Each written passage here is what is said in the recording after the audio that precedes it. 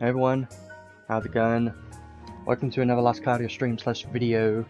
Today is interesting, right? We've got Advocate of God, Eber, finally has been released. But I feel like it's going to be a similar situation to when the crappy version of Balin came out. And what I mean by that is, I don't think there's going to be too much going on today. If you can't already tell, I'm not going to be doing any sums today. The main focus of today is obviously going to be covering the new units and the Ark, and testing out the unit is going to be the main focus of the stream, and seeing everything that is in this update. But I don't expect this stream to be very long at all, because there isn't really too much else that I want to do today, and there isn't really too much to cover today, so unfortunately there isn't too much that we can do today. But I am at least happy that they finally released this unit, because this unit has been in the story for quite a long time, and a lot of people have been looking forward to this unit, but I'm not excited about it, because you'll see why when we go over the kit. Yeah, hello, but I'm not a fan. I got quite a few things that I need to talk about today in regards to like the past couple of weeks. Like between now and 2 weeks ago, we've had some time to mess around with the new Balins, and there's also been a couple of updates between then and a new banner being Shiftlenius coming back, and obviously the new unit. So there is a couple of things I want to talk about, but first of all, let's go and have a look at the news just to see everything that is in this update, so everyone is aware of what is available today. Now, I believe the 6.5 year anniversary should be starting very soon, and if I'm not wrong, it should be in 2 weeks from now, which is on the 9th of October. If it's not, then it's going to be very soon after that. So the anniversary is definitely going to be very soon, so look forward to that. Yeah, unfortunately, I'm gonna leave my thoughts. I'm not gonna say them yet, but I'll talk about them when we go over the unit. But what I can say about the unit right now is I'm not excited about what they've done with this unit. It just feels like she should have been released a very long time ago, or at least she should have been released like 7 months ago, and she would have been very good. But because they waited a long time to release this unit, her kit just feels very, you know, underwhelming in comparison to more recent units. And what I mean by that is, Joshua, compare those two units. It's crazy, but we'll go over her kits when we get to it. So I think anniversary is going to be very soon, right? And that is the one thing that everyone should be saving up for and waiting for the moment, because currently there aren't really any crazy banners going on right now apart from the Shiftlenius banner. If you don't have him or the Ark, then it's the best banner currently available. So let's have a look at everything that's in the maintenance notes today. And I am using Steam, if you can't really tell, because it has to open a new damn thing.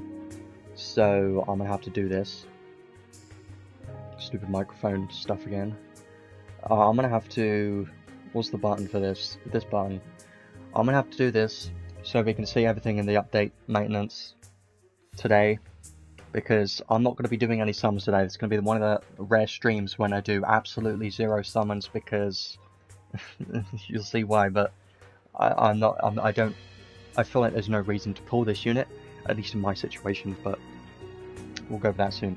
So everything in this update, obviously we got Advocate God Eber. She's the main focus of today. She seems pretty cool, and I love her design. It's great design.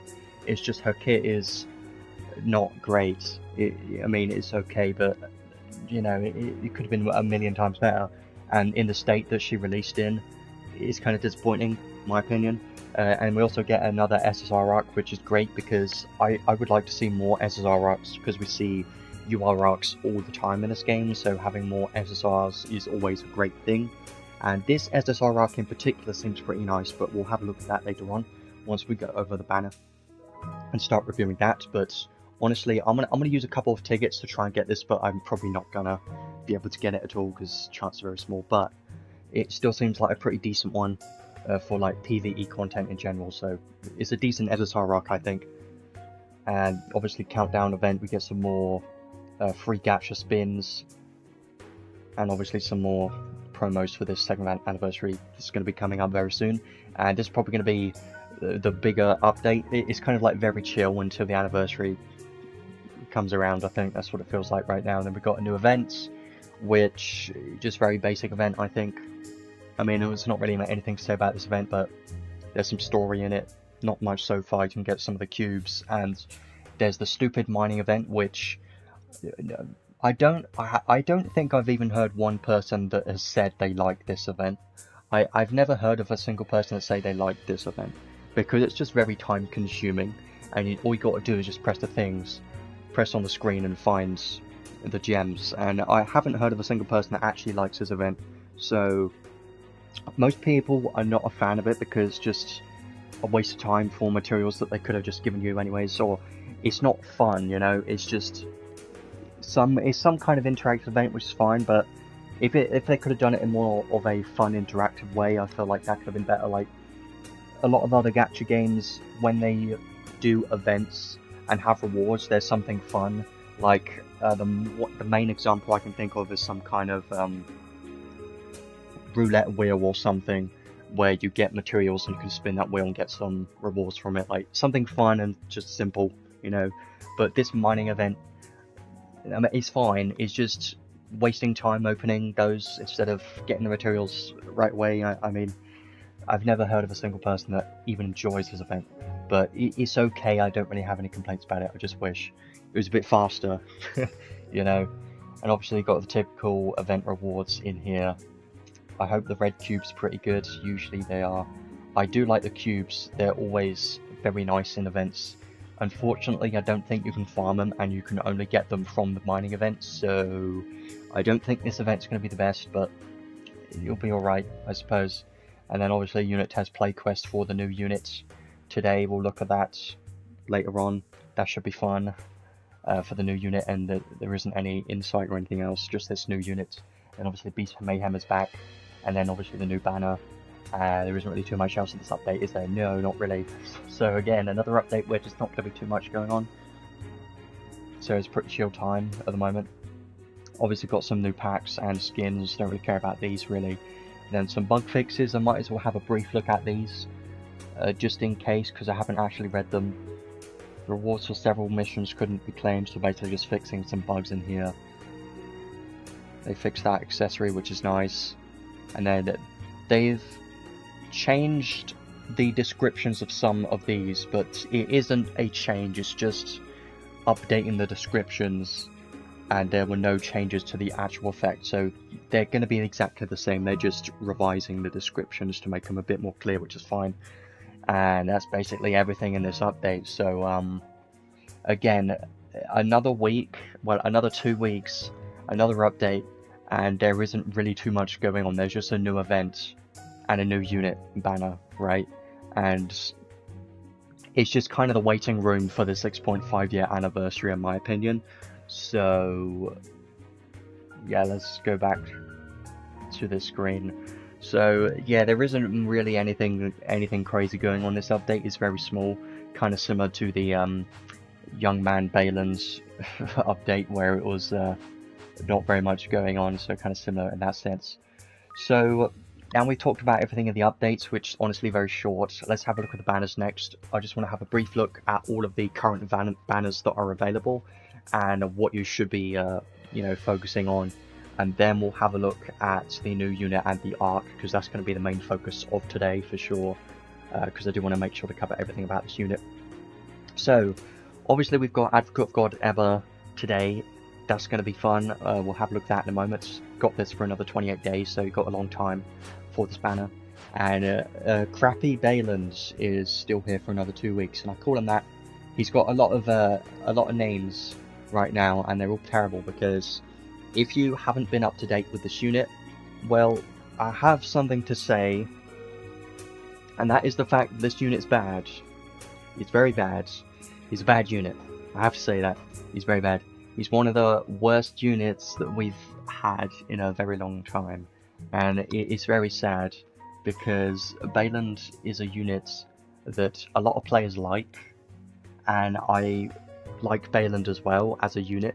The base form of Baland and the shift form of Baland was always been a great unit. When they released, they were always top tier, but this form of Bayland in particular, they just did a very bad job with his kits, and his performance is so bad that it's just not even funny. It's just frustrating. So the only reason you would summon on this banner is to hopefully get the UR Ark. And if you've been in the last Cloudia discords and like Tweaks discords, then you've definitely seen a lot of other people's frustrations when it comes to this unit. And if you've checked the tier list already, you can see his rating is very low. That's how bad he is. Like, I have to say it. I was trying to be somewhat, you know, give my honest opinions on when I did his stream 2 weeks ago, but honestly, he is bad. So he's just so bad, and I'm not going to talk about him again. I'm just going to say, don't pull for him because he's terrible, and nobody needs him, because even for new players, he kind of sucks because you have to hit enemies, reduce enemies' weakness to even be able to hit his maximum potential, and his maximum potential is just bad in general. So there's no reason for this unit to exist, and he could have been released like 2 years ago. That's what everyone's been saying, and it's just that bad. But I'm going to stop talking about this guy because he frustrates me. He's bad.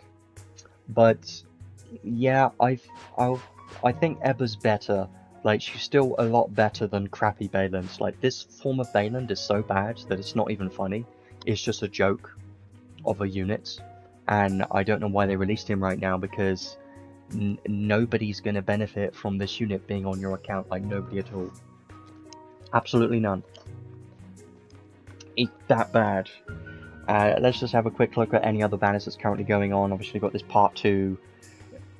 I don't really look at this, but if you're missing a bunch of units, this banner isn't that bad. It could be okay, because 50% chance for getting a unit, and you get a unit guaranteed in the last slot, hero units.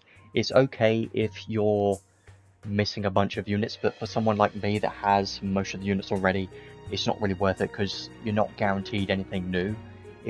You do get a chance of getting a lot of units, but that is if you don't already have them. So it's up to you if you want to do it. It costs 3,000 paid crystals. Honestly, if you're missing a bunch of units, it could be pretty good, but you're not guaranteed to get something that's going to be useful. The only thing you're really guaranteeing is getting some units. They may not be good. Most of them are not going to be very good. And then obviously this one for the new Ark, honestly, 10,000 paid crystals, not worth it. Just ignore it completely. And here we go. Here is the best banner currently available right now for the next week. We have Silver Society Lenius. Now, this is the best banner for sure right now at the time I'm doing this. This banner is very good, and if you can't tell, I have done a couple of summons on this banner. I spent about 20,000 crystals on this banner because I really wanted this Ark. Like, this Ark is amazing. Even though it's a UR Ark, it's one of the better UR Arks in the game right now for PvE content. So if you manage to get this, this is one of the most useful Arks you can get. So it's amazing. It's really good. But 400 summons just to get it is just still super expensive, so I don't really recommend to go that deep. But if you're missing the unit and the Ark in this banner, then I highly recommend to do some summons in here to try and get at least one of those two, or both if possible, because both of these are very strong and top tier units and Ark for sure. I wouldn't really recommend to go super deep for the Ark, even though it is one of the best Arks in the game, because especially if you're free to play, I don't ever recommend chasing for your Ark. But the Sosunu, you know, Ark in general is just so good that it's probably worth doing a couple of pulls just in case, you know. Great. But yeah, this banner is definitely the best banner going on right now, and I did the step 1. I got his paid sword because that was pretty good. I do recommend his accessory over his robe, but if you really want to see like my review and everything on him, then you can just check my live stream on him if you want to. But I can say right now, try to get Linus and try to get this Ark if you can. You've got another week left. It's the best banner right now. He's top tier and the Ark is also top tier, so that's the only banner you should even be considering pulling on right now, because they're both very strong. And I'm going to be using some of these tickets a bit later on. I'm probably not going to get anything, but the new Ark is in this ticket gacha, so you do have a chance to get it in here. Is it worth using all your tickets? Probably not, because I like saving these just in case any permanent unit ends up being very strong and ends up being in here eventually, so I usually save them for that. But maybe use some SSR gacha tickets, up to you. I mean, I never really save them. There's just nothing I'm needing here right now. And then obviously got this. These are the free summons you can do every day. You can do this up to 10 times. And I highly recommend to select Telestio if you don't have him, because he's a still amazing unit. And then Labref, if you don't have her yet either, then definitely recommend to get her and select her on here. You're not guaranteed to get the unit, but it does give a slight rate up for the unit that you select. So the only two units I would really recommend is Telestio and Labref, honestly. And probably dupes for Telestio. If you already have both units, then I would probably recommend Telestio dupes, because he just seems like the best unit in here. For sure, he's still very good. And then Arks in general, I mean, all of these are pretty solid. If you don't have any of these, then select any of them, because all of these are going to be useful, honestly. Like Caldina, Icy Guardian, Bannerset you'll see, and Pirate Ship are all Arks you should be chasing for when you, and selecting when you re-roll and just start your account. So I do consider all of these Arks to be pretty nice. So it's a pretty nice free gacha, honestly. And they're free pulls, so I can't complain. But if you're someone like me that already has them all, then I would just select Telestio and any random Ark. It doesn't really matter if you already have them all. But if you're missing one, then just get them, because you know they're all pretty useful. So I'm going to be going for Telestio, because Telestio dupe's always pretty nice. And that's basically all the banners currently going on.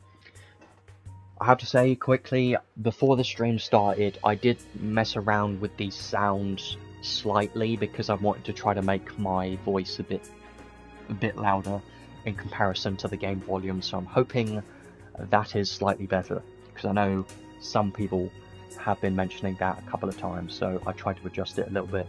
No idea what it sounds like, but it should be a bit louder and a bit better, hopefully, at least. So let's now focus on the new banner. That's going to be the main focus of today. We've got Advocate of God Eber and the new SSR Ark, so let's focus on this new unit first of all. So, Advocate of God Eber, if you couldn't tell, I desperately wanted this unit to release for quite a while, and a lot of people have wanted this unit for quite a while, ever since they've seen her in the story, because she is another Advocate of God unit, and she looks amazing. Her design is very good, and I love wings in general, so you can definitely tell that I think this design of this unit is very good, and I like this design. She looks like a very good unit, and she looks very cool. I like it, but that isn't the main factor, in my opinion, on these units. Like, the kit has to also be good, and in this game in particular, I like to look at the unit's kits the most, and that is the main deciding factor of if I pull the unit or not. And even though she has one of the best designs arguably, and looks very cool, her kit, I don't think her kit backs it up. Yes, she's cool, I like her design a lot, I like her, but here's the issue. The main issue is, for my account currently, I have absolutely zero use for this unit, and that's the issue, is her kit, which we'll have a look at in a moment. I just don't think it's useful at all for my account. So I like her design so much, but unfortunately her kit, I don't like it enough.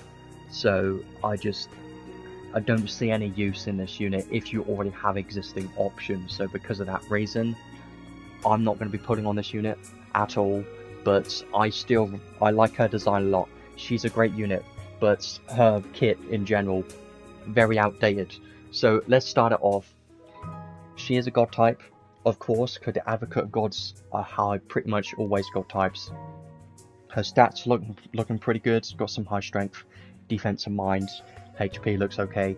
Attribute resistance is plus 42 darks, actually quite a lot, so you could probably increase her dark resistance by a lot. Maybe you can even make it 100 dark resistance. That would be interesting, potentially. Could be funny, because she already has 40 dark resistance at base, so you know what? I haven't thought about it.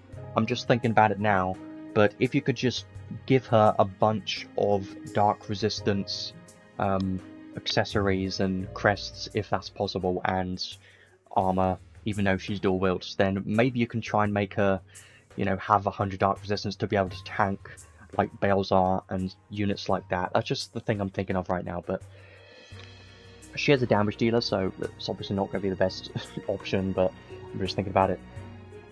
Element resistances has some resistance to stun and nil to curse, is always nice to see, so not bad for a damage dealer, honestly. And then her abilities.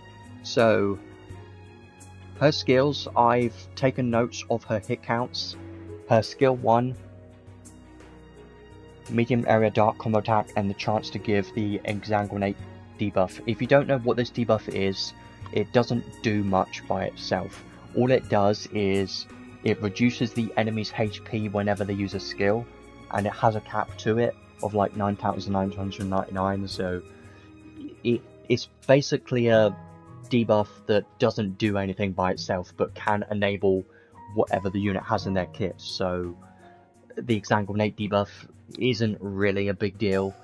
It depends on what the unit's kit really has that synergizes with it, really. So I wouldn't worry about that debuff too much.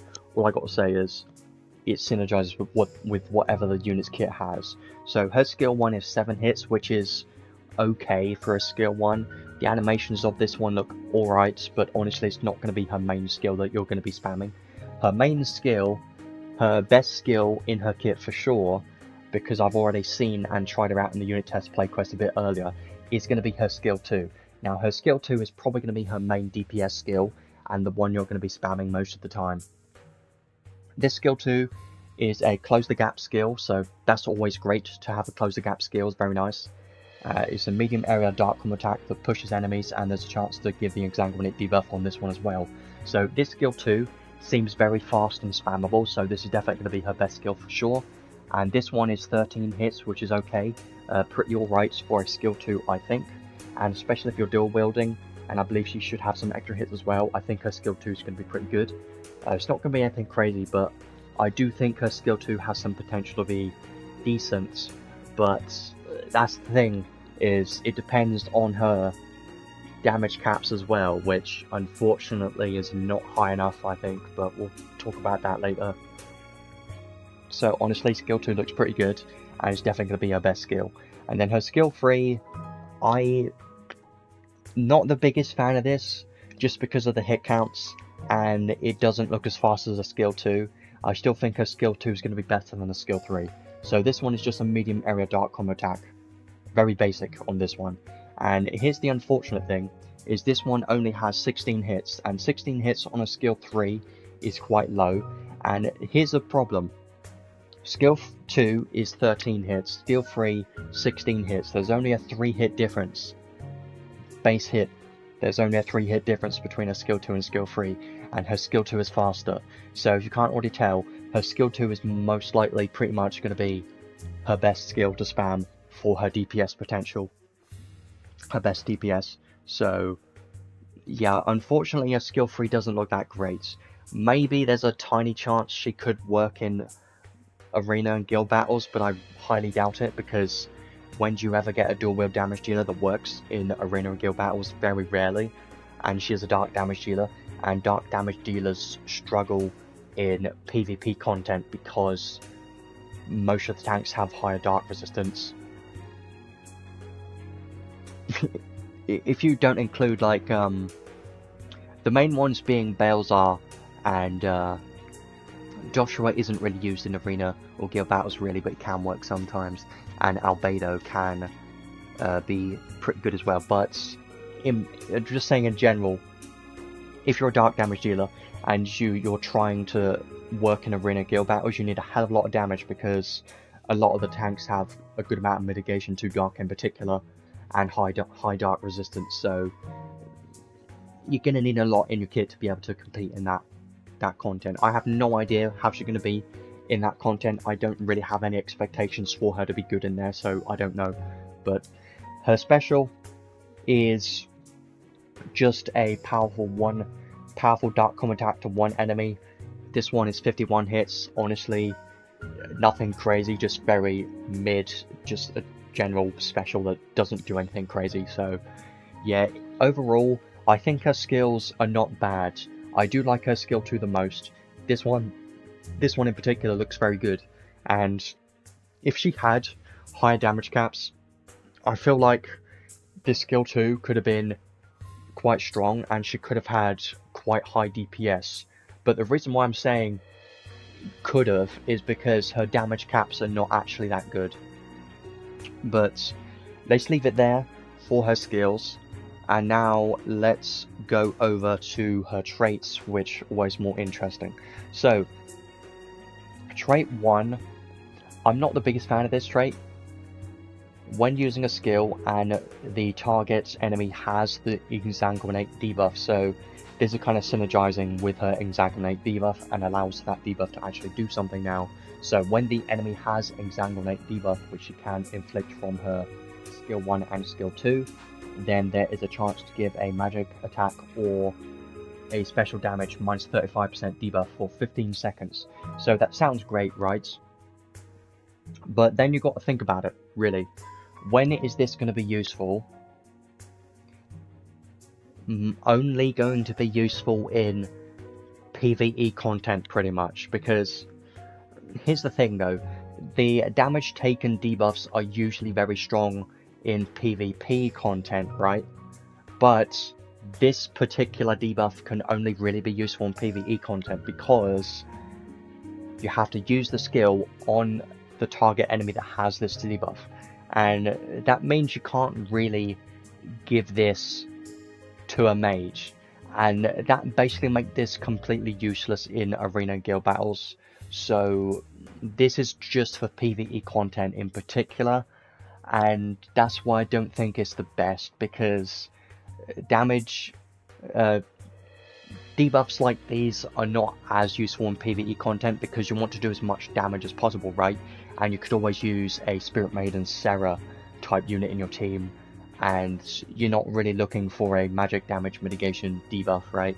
And there are other ways to inflict that debuff as well, but damage mitigation for PvE content, you know, it's useful, but I don't think it's useful enough for PvE in particular, and I would prefer this to be more of like PvP thing. But I'm not the biggest fan of this because only the target enemy, this is basically inflicting both of these debuffs to a boss basically, so I think it can help for some mitigation if you really need it, but apart from that, not the best. I mean, I still think it's going to be useful sometimes. Having the magic and special damage debuff to a boss enemy is going to be pretty nice. It's going to help your team survive a little bit for sure, so I can see it useful in that sense, but that's like the only use I can think of really. There isn't really any other use for this, just against bosses that may hit hard. That's kind of the only use I can think of. So when you have a claw equipped, increase strength by 30%, which is pretty nice, and increase critical rate by 5% and critical damage cap by 10,000.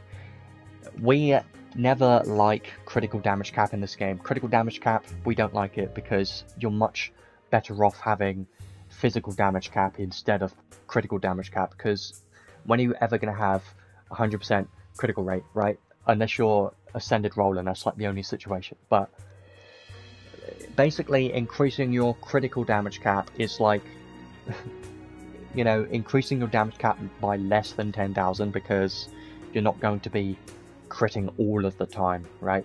So you're going to get less benefit out of this. I'm not always a fan of critical damage caps. I never really worry about them. I always focus on physical damage caps because that's more important than critical damage caps. I never really worry about critical damage caps. They're just not really that good in comparison to normal damage caps. so I'm not a big fan of that. And at the start of the battle, restore 1 SCT slot for 1 skill, so basically giving her a quick trigger in her trait 1, which is quite nice. So her trait 1 is alright. It has some debuffs, which mostly just useful for targeting the boss and giving some debuffs to the boss. That's like the main use for this. And some strength and critical rates and a quick trigger, so it's a decent trait 1, I suppose, nothing crazy really. And then her trait 2 is going to be the more damage focused trait. So dark damage is increased by 40%, damage cap 30,000. I wish she had more damage cap, I really did, because 30,000 by itself isn't enough. It's really not. 30,000 damage cap is just not very much, really. Skill and special damage to enemies with the Exsanguinate debuff plus 30% and damage cap 10,000.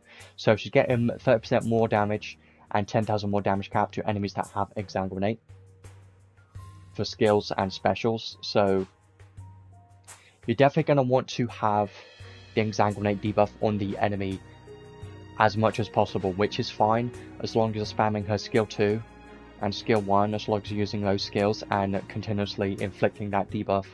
Then you should have that debuff active like 100% of the time as long as you have enough SCT. So I do think that's pretty nice.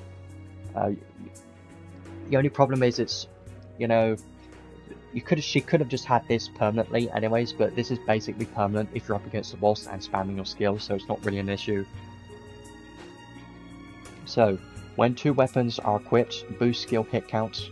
Skill 1 gets increased by 2, skill 2 gets increased by 4, and skill 3 gets increased by 6. And if you know, then you know that if a unit is dual wield, then the bonus hit counts actually gets doubled. So now her skill 2 is going to have 13 hits plus another 4, so 17 hits at base for her skill 2, and then you double it, so now you're at 34, I think, for a skill 2, which is pretty solid. So I think that's pretty nice. Pretty decent hit count still wielding on her skill 2, and you should be able to spam her skill 2 pretty fast as well. So I do think her skill 2 is going to be quite nice. And then 6 more hits for her skill 3. I mean, she desperately needed more hit counts for her skill 3. I still think that even with the extra hits on her skill 3, her skill 2 is going to be better than her skill 3. So this is one of the rare units that her skill 2 is going to be her best skill to spam for the maximum DPS instead of her skill 3. I don't think her skill 3 is going to be as good. So still keep using her skill 2 because that's going to be her best skill. So overall her traits seem okay. You can already tell she's mostly going to be a damage dealer. She doesn't have that much unique things in her kit so far. She has Exsanguinate, which doesn't really do anything by itself, so it isn't really a big deal that she has this or not. All it does is allow her to do, you know, more damage and stuff herself, so that's kind of it. The team doesn't really benefit from the enemy having Exsanguinate, is what I'm getting at. The main team supportive buffs that she provides, I suppose, is the damage, you know, debuffs. So the magic and special damage debuffs are pretty useful against a boss, I suppose. That's like the only situation where I can see this being useful. But apart from that, she seems like she's going to be a main damage dealer. So let's hope that she's a good one, which I have very high doubts. I doubt that she's going to be a very good damage dealer in comparison to what we currently have in the game. But let's not jump to conclusions just yet. Let's have a look at her skills next. So she doesn't have any magic spells, so she doesn't have any charisma or anima or anything, which is unfortunate. So she only has passive skills. HP up max, fighting spirit max, pretty nice. Heroism up 3, critical up 2, aim vitals, proud force, human buster. Human buster is always a nice one to have, I suppose. It's mostly for PvP, but we've had less human type units for PvP in general, so it's nice, but not the best thing in the world, really. Considering she's more going to be for PvE content, I don't think it's the best, but it's still nice to have, I suppose. So, Corrosion Fang, I do like this skill. This one's pretty useful, but you're not really going to be normal attacking with this unit, are you? You're going to be spamming her skills. So I feel like Corrosion Fang isn't the best on this unit, because you're probably going to be using it on someone else, like Arch being melee. If you're using her in the team for stunning the enemy, for instance, it could be nice. You know, that could be a nice combo because of her anima as well. That could help. That could work pretty nicely. That's kind of it, really. It isn't the best, because I would prefer this to be on a different unit instead. Auto Grand Brave, I wish it had EX Brave instead, because more recent units, some of those more recent units have EX Brave, which is 50% strength instead.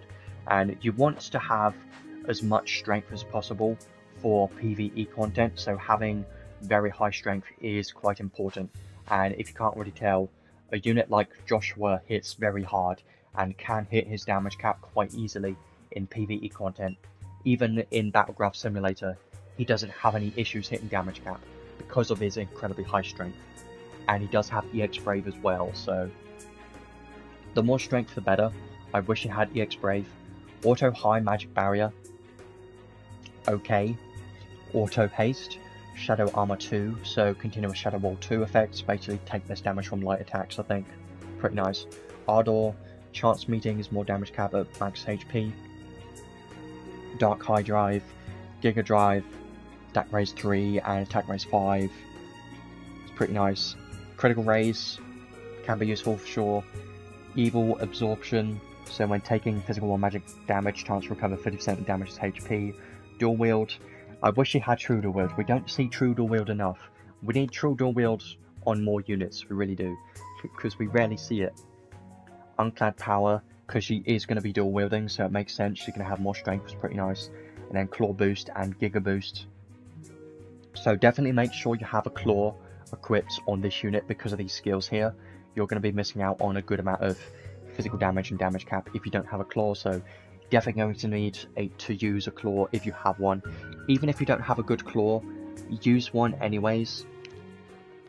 There is a free-to-play accessible Claw from Venom Dragon, I believe. The SSR Ark has a Poison Dark Claw, so that one can be an accessible option, I believe. Could be pretty good. Special Boost 5 and Special Shield 2, Combo Master 3. Okay. Mortal Flash, when the skill or special attacking enemies with the Exsanguinate debuff, you get more critical rate and guaranteed piercing as well by 15% defense. Pretty nice. That piercing is always going to be nice, and more critical rate can be nice. So a decent critical rate so far, I suppose, but I don't see a continuous critical buff yet. But I'm hoping it's down here. So Goddess Advocate, of course you can have something like this, because pretty much every Advocate of God unit has a skill like this. So chance to nullify critical damage, and skill and special have a chance to insta-kill enemies as well. And then I believe these are the unique skills for this unit. So Battle Start, give the Exsanguinate debuff to all enemies for 30 seconds, it's going to be quite nice. And when defeating the enemy with the Exsanguinate debuff, restore 1 SST stock for 1 skill. So yes, that is quite useful for sure. I can see that being quite nice. Just for content in general, for like story stages. All of the enemies are going to get the Exsanguinate debuff guaranteed for 30 seconds at the start of battle, at every wave as well. So I do like that. And then you get an SCT stock for killing one of those enemies, so I do think that's quite nice, for sure. When no armor is equipped, you get more defense in mind by 20%. Don't care too much about it, honestly, because she is a main damage dealer, that's like her main role. I suppose she can be kind of like hybrid support, tank, damage dealer, but she doesn't have enough mitigation to be a tank, so it doesn't really work, does it? No. But maybe in PvE she can be a tiny bit more tanky, but I don't think it's going to be enough, considering she's a dual wield unit. So here is a skill that has a hell of a lot of words in it. So when using a skill and target has Exsanguinate, then give target laceration. So this unit also has laceration. When it's high enough, activate laceration and cut HP by 15% of max HP, and of course it has a HP cap. So if you remember, the only unit we've had in the game that has laceration is Summer Labrev. She had laceration, and we got to test that out, and it honestly isn't anything broken. It's not anything crazy. It's kind of a bit underwhelming. It could have been a lot better, and the reason why I'm saying that is after the first activation, the second activation becomes a hell of a lot more difficult to get, and once you get the second activation, the third one basically becomes impossible at that point. So let's say, I don't remember the exact values, but let's say the first activation takes like 10 hits, for instance. That's just an example. I don't remember the exact values, but let's say it takes 10 hits, and then the next one isn't going to take another 10 hits. It'll take like another 50 hits or something stupid. So it's not the best. Laceration isn't the best. Like, yes, it's some extra damage on top, which is good, I suppose, but it's nothing crazy. And this is like the only skill that she has in her kit for laceration, so I wouldn't really worry about it too much. And then the last skill here, damage taken from enemies within Zangonate, debuff minus 30%, quite nice. And when using a skill, give this unit a shield buff that is lost after 5 seconds. So it doesn't last very long, but as long as you're spamming your skills, she should have a shield continuously, which is pretty nice. I'm hoping this shield gives her flinch resistance, because if it does, at the same way as the shield from like Renna and Spirit Maiden Sarah and Tharia, which it should, then it should give her flinch resistance, which is going to make it useful for sure, and you can spam her skills and not get flinched as long as the shield is up. So I do consider it to be quite useful for sure. And then we get onto her Sixth and Heart skills. So more special damage cap. So the start of the boss waves restore special gauge by 50%. Take 15% less damage from everything. Quite nice. And more critical damage cap. Again, I'm not a fan. I'm never a fan of critical damage cap. I prefer raw damage cap instead of critical damage cap. And then claw mastery 2. So definitely make sure to have a claw because of this, and her claw boost as well up here somewhere, right there. Claw Giga Boost, 5,000 damage cap, and then you also got Claw Mastery 2 for 7,500 more damage cap, so make sure to have a claw, and you also get 20% more physical damage as well. Giant Killing 2, more skill and special damage to bosses, and then boost laceration, so 100% more laceration count. So in total, like in general, overall, her entire kit, nothing crazy, right? Here's the thing, her kit doesn't look interesting enough to me. She just seems like a damage dealer with extra steps, basically. She's a damage dealer that has the Exsanguinate debuff, which doesn't really do anything by itself, but she can inflict the magic and special damage debuff, which is like her main useful team buffs, I suppose. That's like her main use to buff the team, is those debuffs. And then she doesn't really provide anything else for the team, I believe. Just that. So yeah, and she is kind of missing more up-to-date skills. Like, she doesn't have EX Brave, and she doesn't have enough damage cap, which is the main issue that this unit has. The problem with this unit is her damage cap is very low in comparison to more recent units, and you'll see that when we go into the unit test play quests and try routes. But I believe her base damage caps is around 85,000 or something, which is very low, because if you compare that to someone like Joshua, which had over like 120,000 damage caps for dual wield and has incredibly fast skills as well, she has competition, and the problem is she's not going to be able to beat that competition. That's the problem. So I'll come back to this unit when we go to the unit test play quest, because that is when you can really understand her performance and how I think she's not going to be that good in comparison to other units in the game currently. I think her kit is just not interesting enough to me. She just seems like a damage dealer, and if you already have someone like Joshua or Ascended Rollins, I think this unit basically becomes not useful at all if you already have the existing dark damage dealers, and we've had a decent amount of those already. And especially if you have Joshua, which was very recent by the way, like 4 weeks ago or something. If you already have Joshua, just skip this unit, because they basically play the same role, and Joshua's going to be a hell of a lot better than this unit. That's what I can say so far, but I will come back to this unit once we go to the unit test play quest and try her out properly.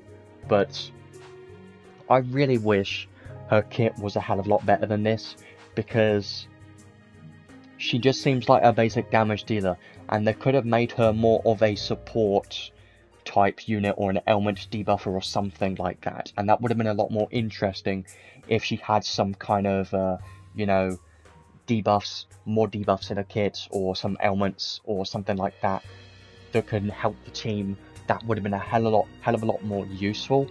Something like Arch being melee, for instance. The reason why she is still used today is because of her ailments and her stun application being so good. That is why she's still used. But this unit just seems a bit underwhelming. We'll come back to this unit later on when we go over to the unit test play quest, so you can really get an understanding of how this unit plays out. But for now, let's have a look at the Ark next. So this Ark, I think this Ark could be pretty decent for PvE. So let's have a look at the trait first of all. Whenever giving enemy a status ailment, boost physical damage and damage cap, maximum of 35% damage and 5000 damage cap at 10 times. So once you give 10 ailments, then it increases your physical damage by 35% and damage cap by 5000, which is honestly pretty good. But the problem with this is the current unit needs to inflict those ailments. So I don't think it's gonna do anything if your ally inflicts those ailments. So again, we don't really have a hybrid damage dealer slash ailment unit in the game currently, because Arch being melee is used only for her ailment. She isn't really used as a damage dealer. So you can probably argue Summoner Breath could potentially take some advantage from this and could use it potentially. Yeah. So I suppose it could be useful sometimes. When unit has poison or deadly poison, damage taken from enemies minus 20%, poison resistance minus 2, and at the start of the battle give the unit that has this Ark equipped deadly poison, and chance to give all enemies deadly poison at the start of the battle. So it's kind of interesting. So we actually have an Ark that has deadly poison that can give deadly poison to enemies only at the start of the battle, but this could be quite interesting.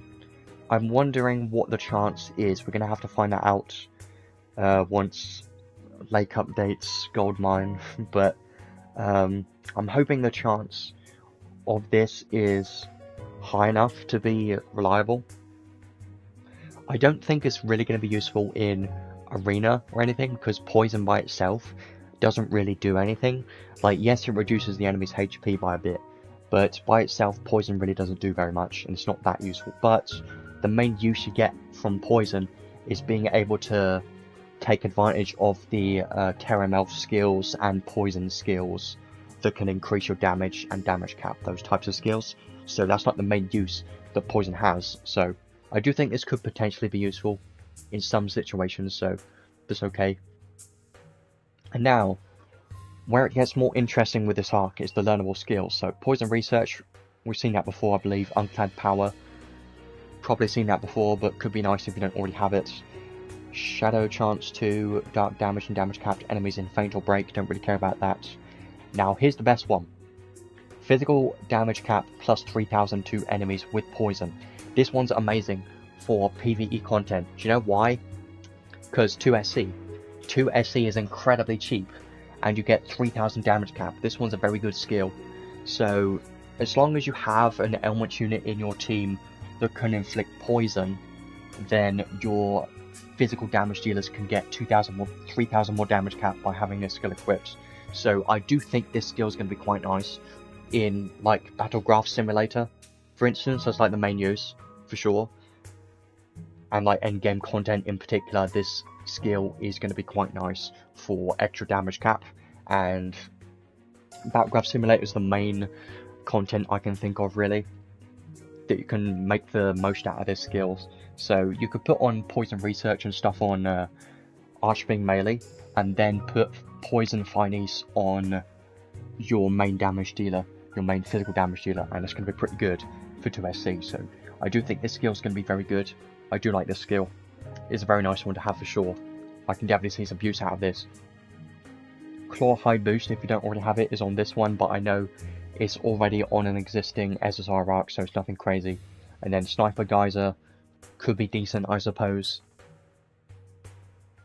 But definitely the main learnable skill here is Poison Finis. This one's the best one in this arc for sure. It's going to be very nice. And then the Archive reward, this one's actually a pretty good one too. So this is another sword. Wow, Sword Cloudia, right? But a dark sword, the trait, pretty damn good though. So damage to enemies with a status element is increased by 20%. But here's the main thing, here's the best thing about this sword. Damage cap to enemies with poison or deadly poison, plus 3000. So you get 3000 more damage cap to enemies that have poison. So this is amazing because of the added damage cap. And in things like Battlegraph Simulator, you want to increase your damage cap by as much as possible and have as much damage cap as you can to be able to reach the higher floors. So a sword like this, which can increase your damage cap by 3000, is going to be quite useful for sure. And if you also put this with Poison Finis skill, then you're going to be able to get an extra 6000 damage cap from having this arc on your account. So I do feel like this arc does have some use for sure, and I do think it's going to be quite nice for PvE content. And I would really like to put Poison Finis and potentially this sword on Joshua for sure, because Joshua is a dark damage dealer and he uses dual wield swords. So I feel like this sword could be amazing on Joshua for sure. It's going to be great on him, 100%. If you don't have his page sword, this one's going to be amazing on Joshua, 100%. So if you have Joshua, then this sword is going to be amazing. Even if you don't, you can use it on someone like Ascended Roland, or any unit that could use a sword. And the good thing about this is you can use it on a dual wield damage dealer, and it's a sword, so I consider this to be a pretty damn good sword for sure. And Poison Fight needs to be a pretty damn good learnable skill, so I am going to be using a couple of tickets to try and get this arc. Probably not gonna, because the chance is very small and I don't have many tickets, but it's going to be quite a nice one to have for Battlegraph Simulator if you care about that at all. And if you're struggling with it, this can help give you more damage cap for that. So I do like this one, it's pretty nice. It's a solid SSR Ark honestly, and I am happy to have this SSR Ark in the game, because more SSR Arks the better, because I don't want any more UR Arks, because we have way too many, and I bet the anniversary is going to have many more UR Arks. It's going to have at least 2. I bet you it's going to have more UR Arks in the anniversary. That's like a given, because anniversary always has Descent of Heroes units with a UR Ark, always does. But yeah, pretty decent arc. Now let's have a look at her paid equipments. So she has a claw and an accessory, of course. Now I think her claw is just a bit good in my opinion. So let's have a look at this first. So this is of course going to be a dark claw, but the trait on this one is kind of crazy. So dark physical damage is increased by 35% and damage cap is increased by 4000. Pretty average, right, for a paid equipment. But it doesn't stop there, it gets even better. And this is a dual wield damage dealer, remember. So dark physical attack damage cap is increased by 6,000, and critical rate plus 5% to enemies that have the Exsanguinate debuff, which is basically permanent as long as you're spamming your skill 2, which you should be because that's her best skill. So here's the thing, this paid claw is giving her 10,000 damage cap, which is a lot, and she desperately needs it because her base damage cap is so low. It's around 85,000, and that's very low for today's standards. So she desperately needs as much damage cap as you can get, and she has 10,000 damage cap on this claw, and even the critical rate, which helps with Icy Guardian as well. So it's a very strong claw, and arguably just very good. Like, it's her best claw, and if you don't have this claw, you can definitely notice a decent, you know, performance difference if you don't have this claw. And that's the problem with this, is the unit's base damage cap is just so low that this claw gives such a big increase for the unit, you know. So the difference with this claw and without this claw is going to be quite big, I think, because you're missing out on 10,000 damage cap as well as 5% critical rate, which does matter when you're using Icy Guardian, which you're probably going to be using. So it is kind of a problem because this claw is quite strong. I don't recommend getting it because the unit in general is just not a good enough unit to recommend getting any of the paid equivalents at all, unless you really like this unit. If you really like Eber, then do whatever you want. This claw is going to be great on her for sure, but I don't recommend any normal person to get this claw. I just wouldn't worry about it, because the unit in general is just not worth pulling. But if you were to select one, let's wait there. Let's have a look at the accessory first, because it could be pretty good as well. So, pretty good strength and defense. Damage taken from enemies with the Exsanguinate debuff, minus 20%. Increased strength by 8%, and when dark attacking, boost damage based on the number of debuffs the enemy has. At 6, plus 30%. So, like 5% per debuff, basically. Quite nice. So, it's a pretty good accessory. Definitely a good accessory, but it can't compare to this claw for PvE content, because the amount of damage cap you're getting from this and the extra crit rate is so good for PvE content if you care about this unit. So I would prefer the claw, honestly, for PvE content. This one has potential to be decent in PvP, because some damage mitigation, strength, decent amount of damage, and you might have some other claw options available. But honestly, I would select the claw. They're both solid paid equipments, they're both pretty good, but on a unit that's kind of mid in general. So yeah, I wouldn't recommend to get any of these, but if I were to get one of them, I would get the claw, because this one's actually very good, and she desperately needs the damage cap, and the critical rate's going to help a lot if you're using Icy Guardian, which you probably are going to be using. So yeah, it's a pretty damn good claw, and the accessory is pretty good too, but not necessary. You don't need it really. So yeah, those are the paid equipments. Now, this is the point of the stream / video where we're going to be doing summons, but I am not going to be doing any summons today because I don't see any use for this unit. But because we're not going to be doing the step gacha or any pulls on this banner, doesn't mean we're not going to do any at all. I'm going to be using a couple of tickets because the new Ark is in this ticket gacha already, and it seems like it's going to be pretty useful for Battleground Simulator. So I'm going to be using the couple of tickets that I have right now very quickly, because we might as well. I'm probably not going to get anything from these, but there is a chance that I could get the new SSR Ark from it. I am not super worried about it because the chances are very low, and I think it's the only one I'm missing right now. But it seems pretty useful, and the extra 3,000 damage cap from that skill and the extra 3,000 damage cap from the sword is pretty damn good. So I'm going to be using a couple of tickets, and that's all the summons we're going to be doing today, just because I don't think the banner is really worth summoning on at all. It's just kind of, you know, the unit is not worth pulling on. Even the step gacha, I'm not going to be doing that, which you rarely see me do. But I will move on to the unit test play quest after this. The alternative that I would be hoping for is Telestio dupes, because those are always nice. They're always going to be great. I don't really need to watch these.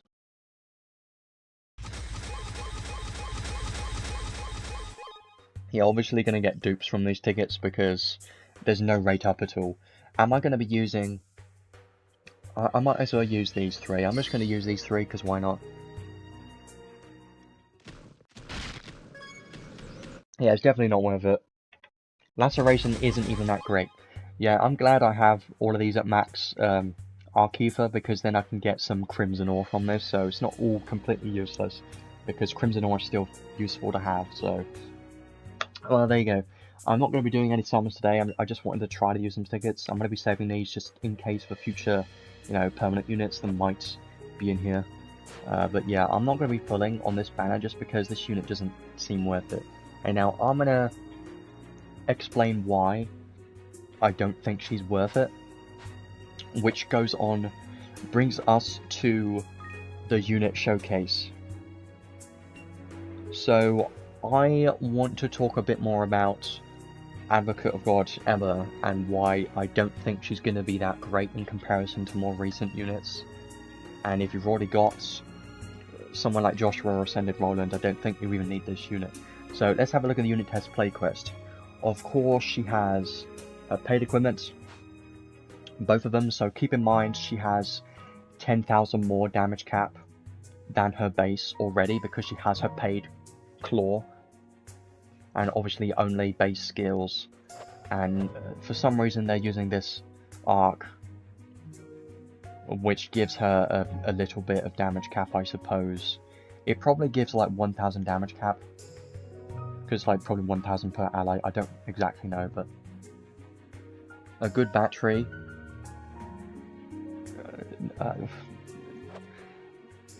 Here's the problem. When you are talking about SET battery units, right?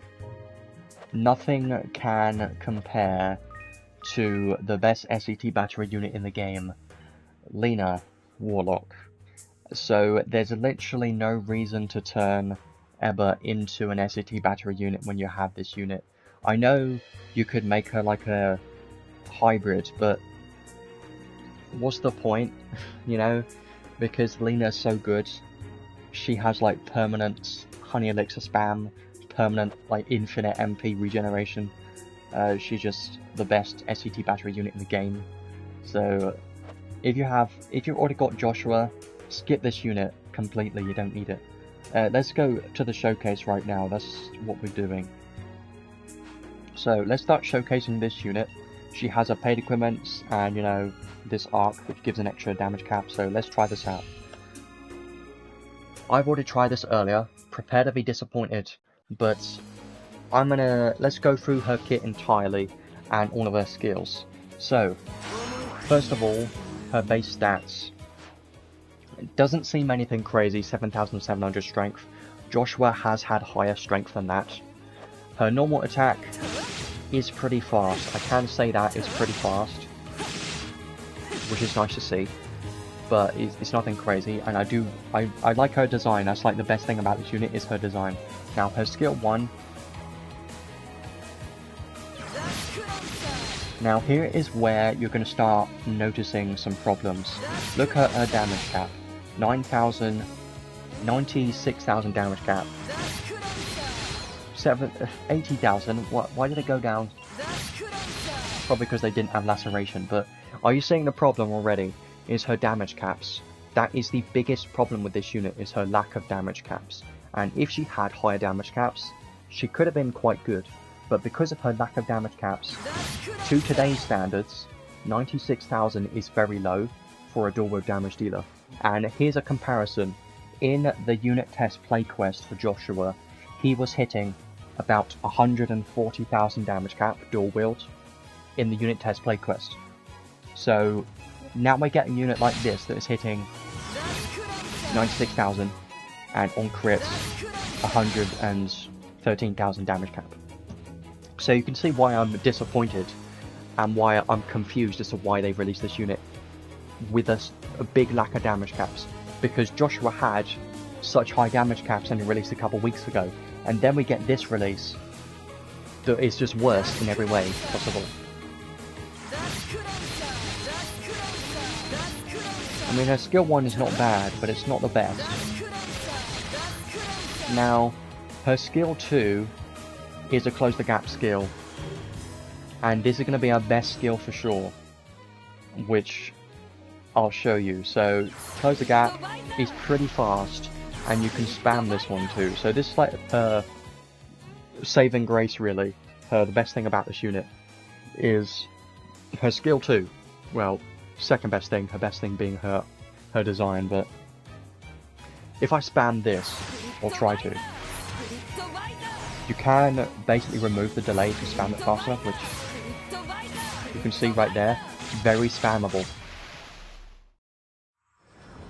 Yeah, but aiming for a second DPS, well, here's the problem. When is that ever going to be what you need? And her sub DPS role isn't really something we need in this game, because this game was all about having your highest, best main damage dealer and then supporting that damage dealer as much as you can. And guess what this unit doesn't have? She doesn't have like a charisma or an anima to buff your main damage dealer, right? Laceration is kind of a underwhelming mechanic in general. Her debuffs are kind of useless in general. Yes, they can kind of help your team survive, but you know, we're gonna keep testing this unit. But if you can't already tell, I'm not a fan of this unit because of her lack of damage caps, and I'm not seeing enough value in this unit compared to existing units that we have in the game already. That is the main issue. And if you really like this unit, go ahead and use her. She's not going to be bad compared to shitty Bayland that we had release 2 weeks ago. He was terrible. He was so bad. He was the worst unit release we've had in a very long time. But she is definitely at least usable. Not like shitty Bayland, but not top tier at all, and just kind of mid in general and a bit, you know, underbaked compared to more recent units and top tier units. Like, if you can manage to spam her skill 2 fast enough, it can be very good. Now, her skill 3 isn't that bad, right? But it's not fast enough. Her skill 2 is still faster than her skill 3.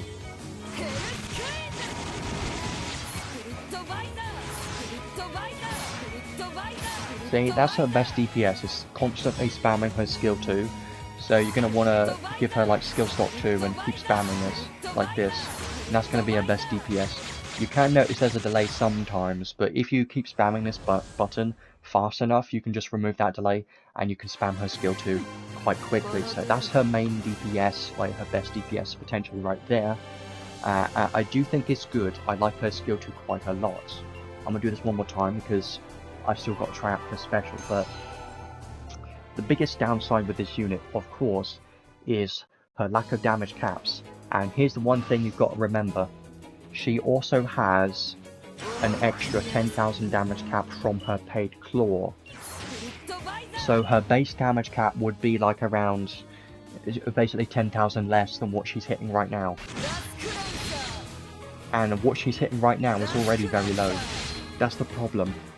I know you can increase the damage cap by other skills and other places, right?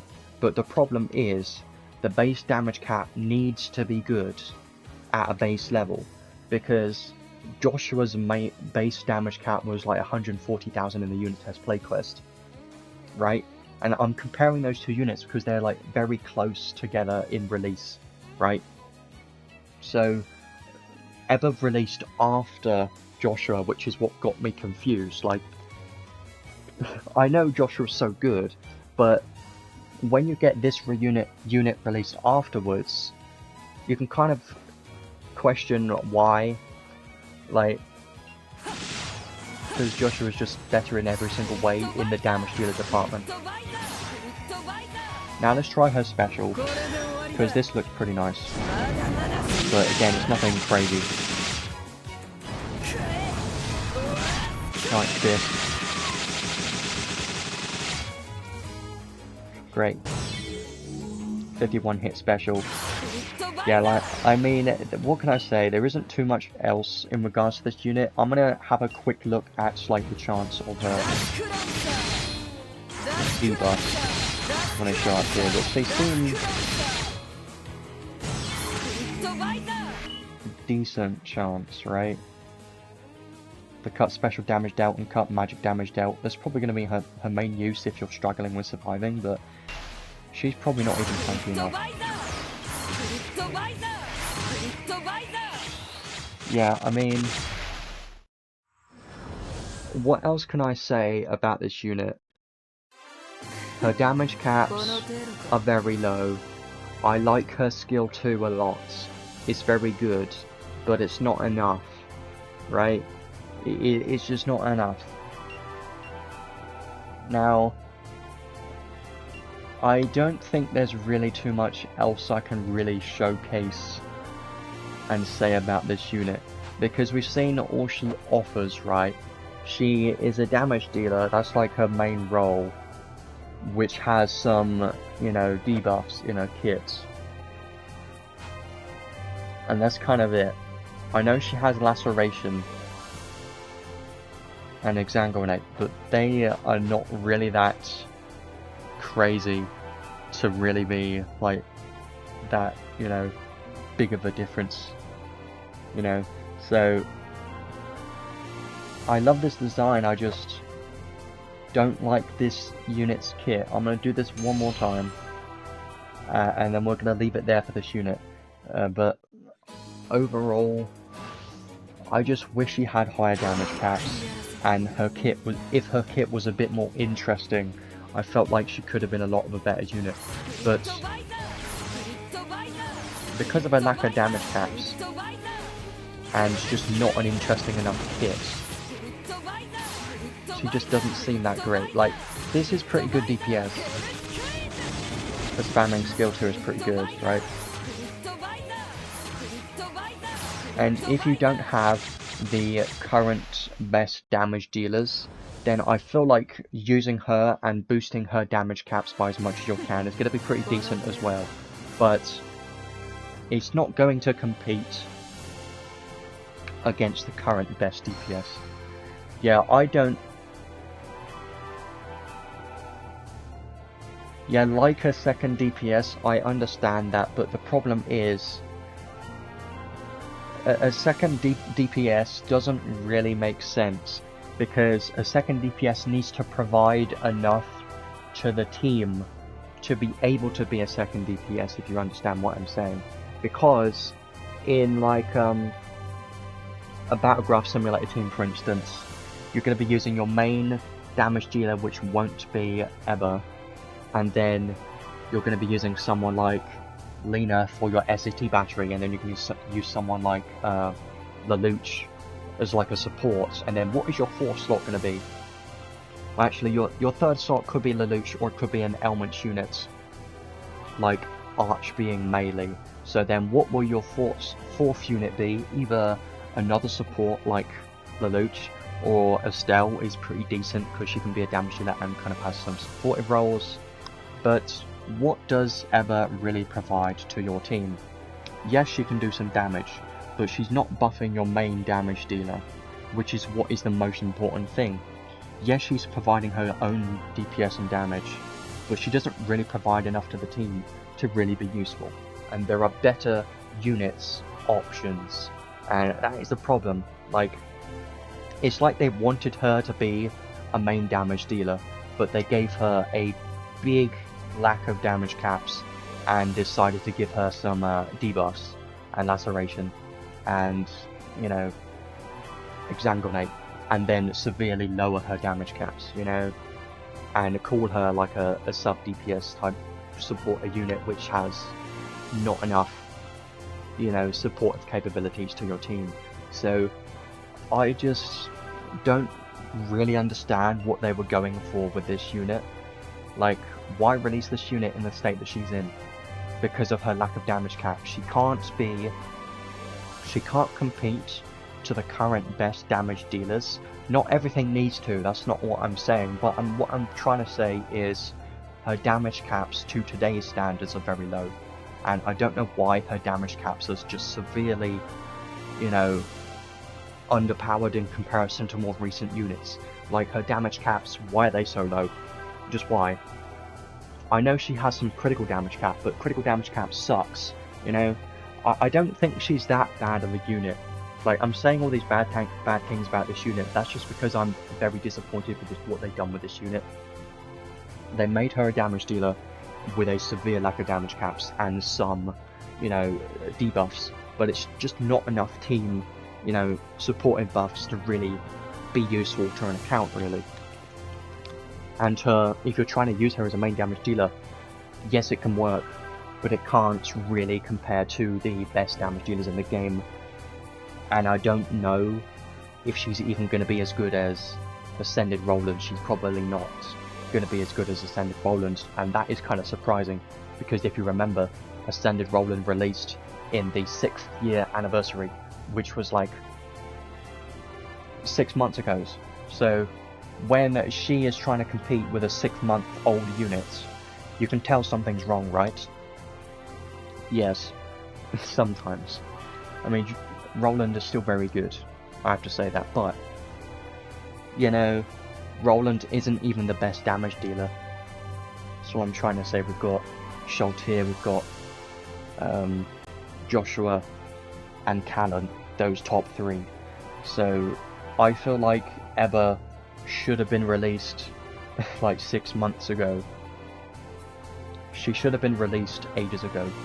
6-7 months ago she should have been released, because being released now doesn't really make sense to me because of her lack of damage caps. Now, if they gave her more damage caps and just more damage in general, she could have been a pretty good damage dealer. Like, if she had similar damage caps to Joshua, she would actually be pretty good. But because of her severe lack of damage caps, she's not going to be as good as people were hoping. Hard time balancing units with laceration, I doubt that. I mean, this is the 2nd unit in the game that has had laceration, and Summer Lebref was actually a useful unit, and it isn't bad. It was just her skills kind of not the best, and her damage caps, you know, just kind of clunky and not the best, but she was still quite useful and had more supportive capability than Eber, who is trying to be like a main damage dealer. So I really like this unit. I just don't like her kit because her base damage cap is like 85,000 and it's very low. And now I want to show you something very quickly.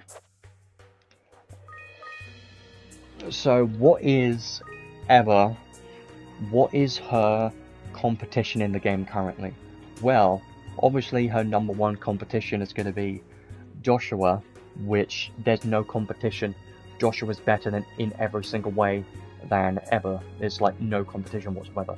Joshua's so good. He's amazing. One of the best damage dealers right now. He's so good. And if you have Joshua, you've got absolutely zero reason to get or use Eber. That's my opinion. If you've already got Joshua, just skip Eber because you don't need her whatsoever. He's so good. He's crazy. Amazing. And has allowed me to push higher in Backgraph Simulator. And he works very well with the SSR Ark, which is on banner currently. He's amazing. And his strength is incredibly high. He hits incredibly hard and is very easy to use because of his like half Trishula skill, which is somewhere in here. This one. Reduce resistance by 50%, deal damage. Basically half of the Trishula. And he has incredibly high strength, hits very hard. He's very good. He's amazing. So when you have a unit like this in the game already, and you've already got him, Eber just becomes completely useless because she's also trying to be a dark damage dealer and she's dual wield. And she's just not as good, so why would you even need that unit on your account? Like, I'm just not seeing it. I'm trying to understand and see the value of the unit, but I'm just not seeing it.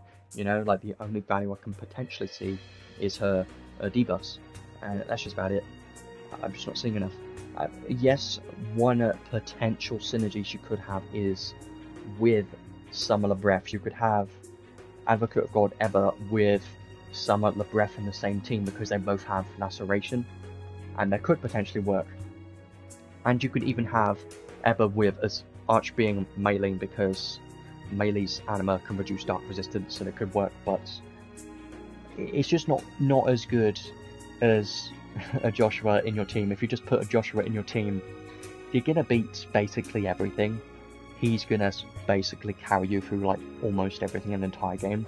So why worry about this waifu unit bait when you have Joshua, you know? Also, you've got Ascended Roland as well, who is also a very good unit. And he can also be comparable, because he's still very good. He can be quite tanky. He has the 100% crit rate buff, and he's just still very good in general. I've still used him, honestly. He's pretty good. With Icy Guardian, it's kind of crazy. So, and you've also got Balezar. Balezar's pretty damn good. I've been using him for the Histomia stages, multiplayer stages. If you can't tell, I've built very high thunder resistance to use against Lancefield boss. Pretty good. He doesn't have the best DPS, but still very tanky and a very easy to use unit. Now, why am I bringing up these units? Well, I'm just making you aware of what existing dark damage dealers we already have in the game in comparison to Eber, right? And I mean, you technically got Velvet as well. I don't think she's that great. She was decent when she released, but I wish she was better. And I understand that she's not that amazing, but she was fun. I admit she was fun. She was still pretty decent. But yeah, Eber's gonna be better than Velvet, unfortunately, because Velvet's not that great. But yeah, unlucky.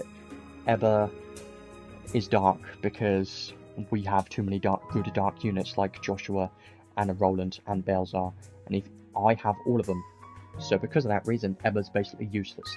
Now, before we leave the stream here today, I'm going to do one quick showcase just for fun.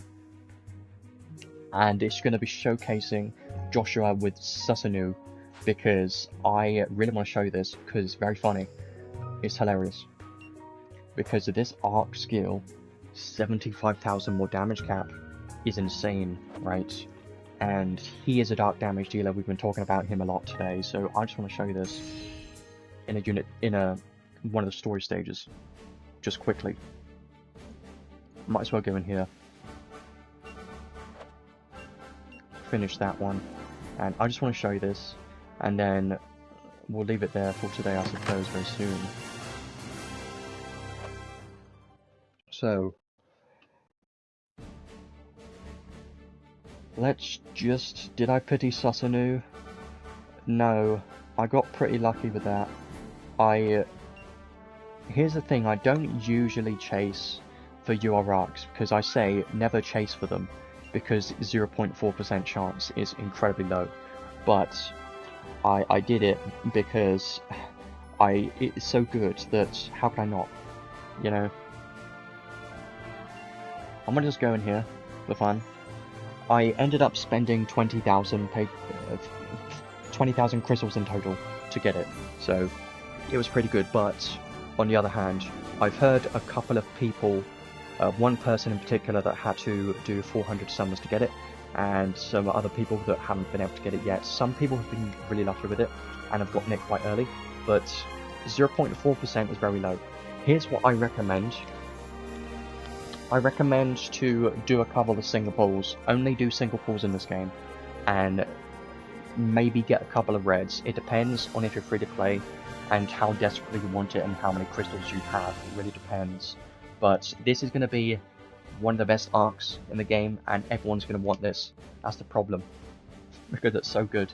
But it can, in some situations, be better than Icy Guardian. That's a surprising thing, and Icy Guardian is the best arc in general for PvE DPS, so you can see how crazy that is. But I don't recommend to pity it because 400 summons is way too much.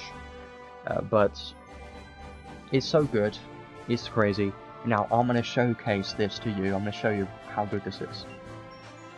So I'm just going to be using whatever Joshua build I have right now. Actually, I think I was using this for Lampsville, wasn't I? Let's use something else. Actually, this is fine. Let's just use this. I'm going to go in with this team just because I want to show this quickly, and then we'll go over to the conclusion to talk a bit more about Eber and everything in this update again.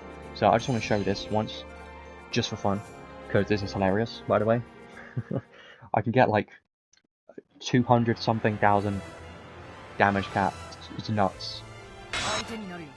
So I should have probably used Lena for, you know, more stuff, but this is fine.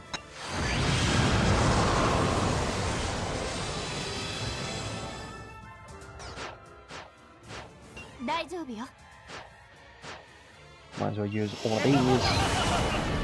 And watch the damage cap numbers. And I'm doing this because of Eber's hilariously bad and disappointing damage cap numbers. Her base damage cap, 85,000. And now the maximum damage cap I can get for Joshua is going to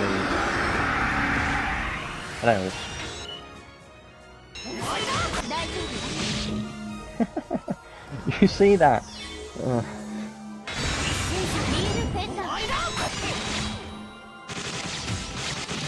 It's crazy. You know how good Joshua is, especially with the Susanoo Ark. It's nuts. I know Power Creep is a thing, but Jesus. Like, that was like 1.5 million. It's crazy. And it can go even further beyond as well. I'm not going to be here all day doing that, but you can see stuff like that's pretty funny. And I love doing stuff like that, reaching incredibly high damage caps. 260,000 damage cap on Joshua in this team with obviously Susanoo, which increases damage cap by 6,000 I mean, and then 75,000 here, so you're getting 81,000 damage cap from this arc. Crazy. Nuts. And also this Archive reward, remember when I talked about this Archive reward in the live stream?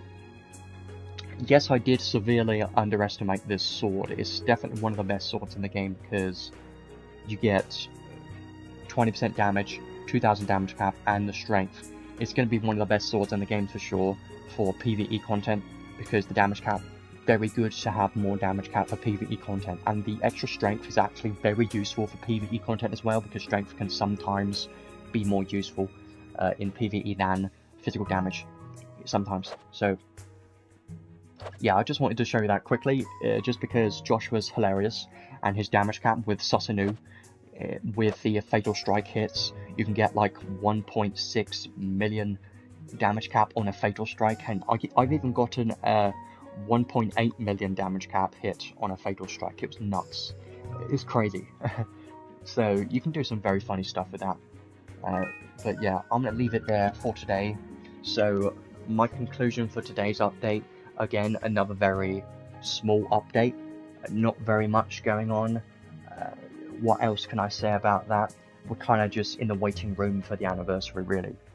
But today, in regards to Advocate of God Eber and the new Ark, I think this unit is just a bit underwhelming because of her lack of damage caps. I think her, you know, design is amazing. That's like the best thing about this unit, and she's not bad. She's definitely usable, and I feel like her DPS isn't going to be that bad. It's going to be alright, it's going to be decent. But the problem is her lack of damage caps. Her base damage cap being like 85,000 is just very low, and I don't know why they made her damage cap so low. And she doesn't really provide anything to the team. All she has in her kit is like Laceration, and her magic and special damage debuffs. So she's not really providing that much to the team, and her base damage caps are so low in comparison to more recent units, and if you have someone like Joshua, she basically becomes useless. So the problem is she just seems like another damage dealer, and she doesn't have not enough interesting things in her kit, unfortunately, to be worth getting. If you're just starting today, then definitely the best banner currently available is Silver Society Linus, because he is insane, the best mage in the game right now, better than Lilar. And Susanu, one of the best UR arcs in the game right now for PvE content. So this is the best banner available for another week. If you're watching this when this banner is not currently available, then I suppose Eber could be a decent pull if you're just starting, or if you don't have existing best damage dealer options, like if you don't have Joshua or Callan, and if you don't have Ascended Rollins, then I feel like Eber could be decent. But there is a chance that maybe, I don't think Roland's going to be available in the 6.5 year anniversary. I don't think so. There is a chance, but I'm not sure. We're going to have to wait to see. But Eber just doesn't seem worth putting for most players, unless you're missing most of the top tier damage dealers. And if you really like Eber, then do whatever you want. I don't care, do whatever. But I have to say, in a meta standpoint, and based on her kit and performance so far, I just don't think it's enough to keep up to today's standards of damage dealers, and her supportive capabilities are just not enough. She doesn't provide enough to the team to be useful, in my opinion, so I'm not going to be putting on this. I haven't pulled on it at all. I'm going to be saving for anniversary and collabs now, so it's definitely a skip for me, and I recommend almost everyone to skip this completely. The only people that should be putting on it is if you're completely new and this is like your only banner option. And actually, if you're completely new and you're just starting, you're probably better off just waiting for anniversary, honestly. Like, anniversary is going to be the best time to reroll if you're going to be starting. Like, definitely do it at that point, because right now we've got this terrible Balin, which shouldn't exist in the first place because he's so bad and disappointing and terrible. And then you've got Eber, which is a bit power crept already because of her lack of damage caps. So these two units just felt like they could have been released ages ago. You know, that's just what I think. I don't know why they released these two units. They just feel like filler units, filler banners until anniversary and collab. That's just what it feels like. I don't know what they were doing with these two units. Their kits were just very bad. Like, Eber's kit is just not interesting to me, and her damage caps. I keep saying it, but her lack of damage caps is very sad. The only positive thing is her skill 2 being very spammable. But yeah, that's basically everything that I can think of about this unit. She's just not very interesting to me. She doesn't really have that much in her kit. She's just a basic damage dealer, which has a couple of debuffs, and laceration, and exam grenade. That's kind of it, really. So yes, she can be used. I'm wondering if she can be a damage dealer in PvP, but I don't think so. Probably not, because she's a dual wield damage dealer, but maybe. We'll have to see. We have Balezar already, and because you've already got Balezar, I bet Balezar just going to be a million times better than Eber in arena and guild battles. Like, there's no way that Eber's going to be able to do better than Balezar, because Balezar is just so good. So yeah, I just don't see a world where I would want to use this unit instead of Balezar or Ascended Roland or Joshua. You know, I feel like those three units are just a lot better than Eber in total. How her laceration interacts with Shift Labyrinth, well, here's what I think is, laceration is kind of confusing when you look up how it works. It's a bit confusing, but it's very simple. Basically, you use skills which increase the laceration count on the enemy, and then once it reaches a certain amount, it reduces a certain percentage of the enemy's HP by a certain cap, and then you've got to do another certain amount of skills to do it again, and then the amount that you've got to do each time increases. But I think, what I'm gonna guess, yeah, I'm not entirely sure how they interact with each other, but I have two guesses.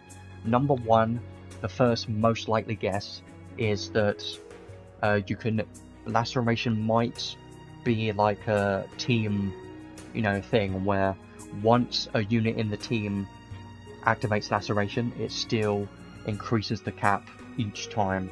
So I feel like Eber's going to help the laceration, right, with having Shift Labyrinth in the team. Like, they can both inflict laceration counts, but I have a feeling that the laceration cap and the amount of skills you got to do to proc a laceration is still going to be the same. I don't think. And the second option, the second thing that could happen is they could have separate laceration, you know, interactions, and just have completely separate laceration.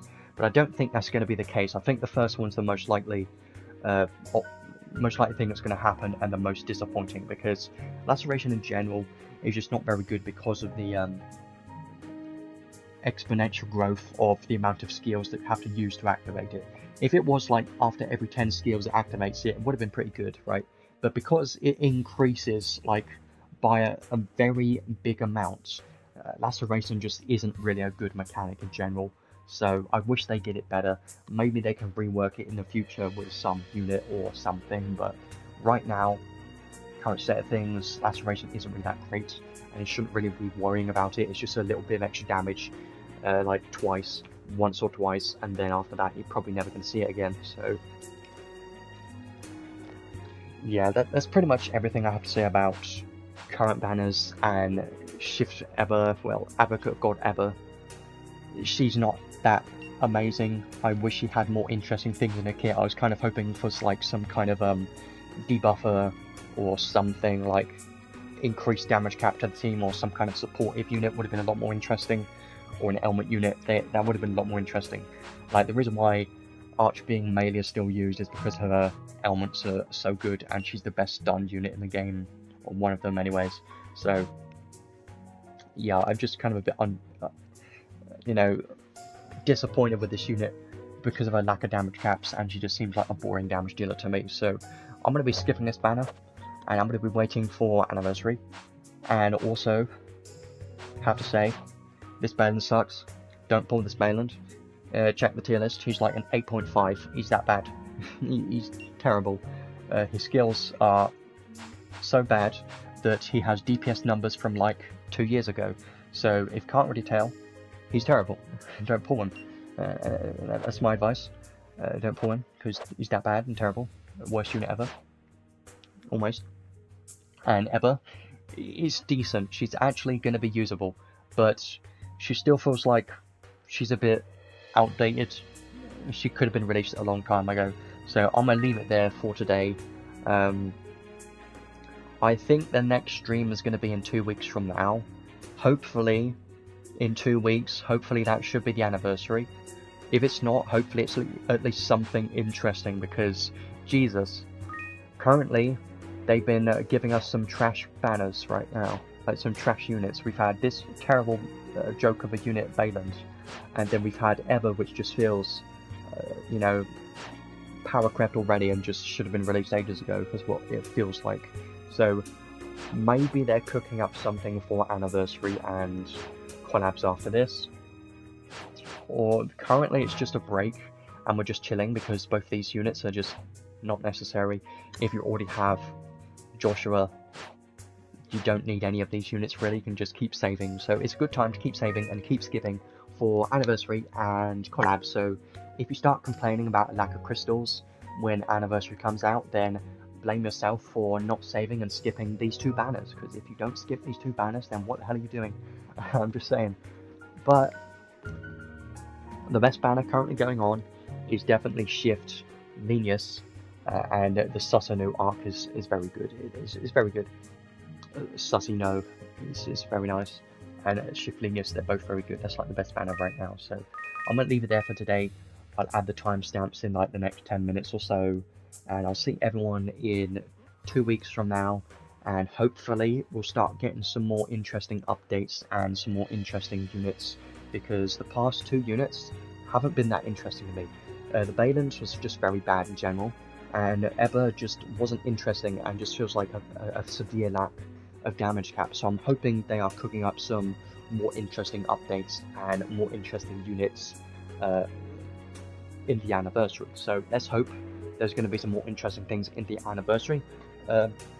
On the positive note, they did add another Histomia boss the other week, and I've been farming this. It's Lanceville, and these, I'm just going to show you this before I go. These are 100% worth getting. So the maximum of this is amazing. 30% fire damage, 10% damage when hitting weakness. Amazing.